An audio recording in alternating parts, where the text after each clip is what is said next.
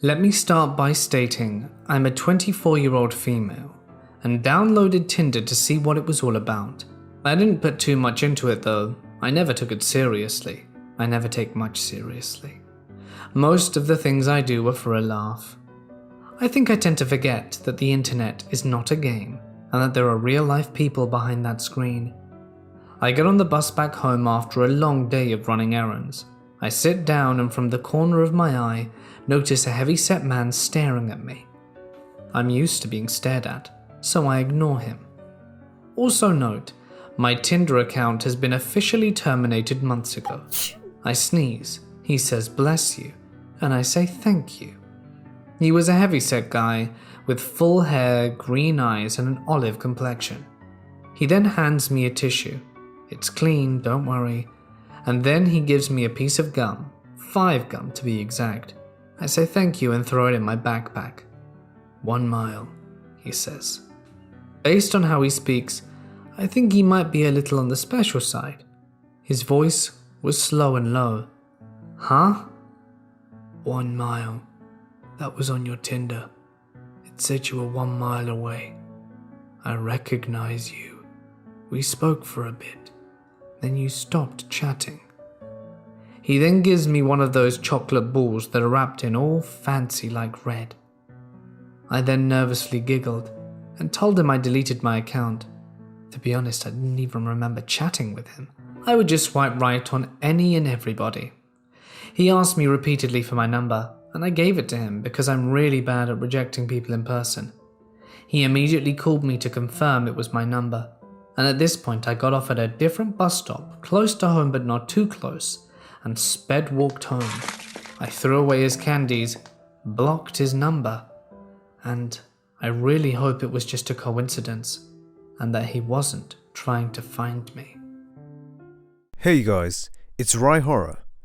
It seems like many of you guys enjoy my animated stories, but only 27% of you are subscribed.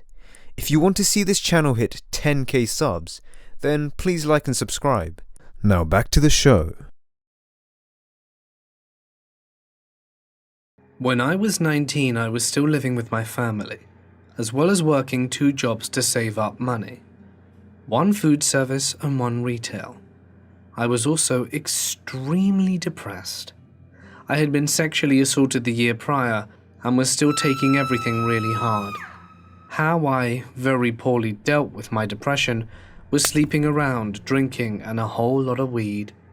I stopped counting who I was sleeping with once my body count hit the 40s. One of the ways I got my hookups was through a very popular BDSM website. I was casually chatting with a guy called Charlie. We met in a public park, and even though he was a little strange, he didn't seem dangerous. I made it very clear from the get-go that I didn't want anything serious whatsoever, strictly friends with benefits. I also kept him around because he was 27 and bought me booze with my money. After a few weeks of this, he admitted to me he was autistic, which didn't bother me in the slightest, because I'd met many people on the spectrum who functioned like normal members of society. Everything was going relatively okay, until I found out that some of my co-workers knew him. The ones who knew him were all around the same age, so it of course didn't surprise me. But naturally I was curious and asked around what people knew of him. My boss, who knew him, simply said he was strange. A co-worker in a differing department said he gave her super creepy vibes all through high school. And one of my co-workers, who I saw almost every other shift, said that Charlie was almost always actively trying to break him up and his boyfriend. I thought it was super strange, didn't know he was bi, didn't really care. I confronted Charlie about it, and he told me some half-truths about how he had a crush on my co-worker.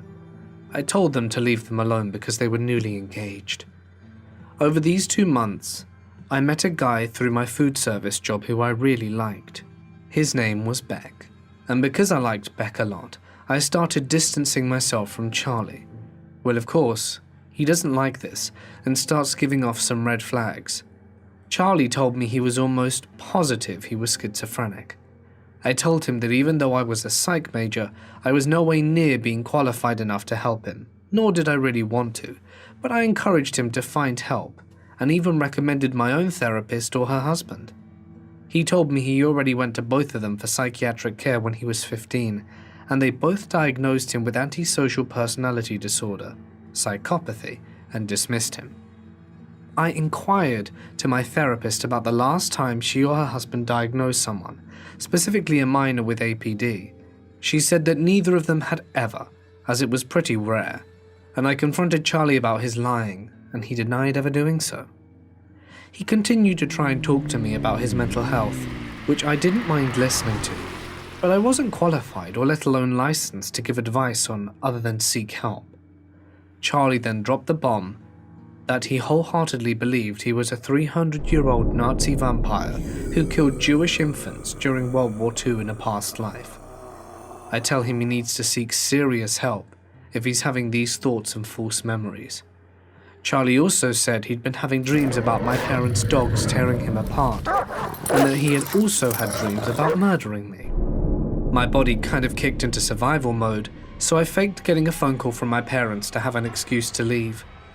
I cut off all contacts with him shortly after, at the advice of my now boyfriend, Beck, as well as my parents. I am now also in the process of moving in with him, and I was going to have to break it off with Charlie anyhow. Charlie constantly sent text messages and leaves numerous voicemails, but I only ever had the idea to record one of them, in which he begs me to stay and to not leave him behind, like my retail co-worker did. Things go a little quiet for a few days, and I think he's finally given up, until one evening at my food service job he shows up. I immediately took off my gloves and ran into the back room. My boss follows me and basically asks me what the hell's going on, because I'm doing this in the middle of a rush. I tell him a very, very condensed story of what's happening and beg him to let me stay in the back and work instead. I can tell he's skeptical, but lets me stay in the back as long as I work. I tell Beck to let him know what's going on, and he hauls ass to my job. While talking to Beck, two of my co-workers were helping Charlie with his order, when he said, "I know Lily's in the back hiding from me." He paid for his food, leaves, and my co-workers tell me it's safe. Beck is outside waiting for him, and tells him very firmly without threatening that I didn't want to see him anymore for any reason. Charlie tries saying that he only came there for the food. Beck tells him there's another restaurant like this downtown. Beck made sure I'm okay and then left. When I return home, I tell my parents what's happening, and they tell me to get a restraining order. Beck and my retail co-workers came with me to the police station to file the report. My uncle, a retired lawyer, gets in contact with an old friend who will be my counsel. My uncle, my lawyer, and Charlie's lawyer all talk and come to an agreement that if Charlie never talks to me or comes to my place of work ever again, I will drop all charges. But if he doesn't abide by the restriction, he will be tried and likely lose, since I have numerous witnesses and video evidence to back me up. The ending is slightly anticlimactic, but he does as he's told. So yeah, that was my unfortunate stalking experience.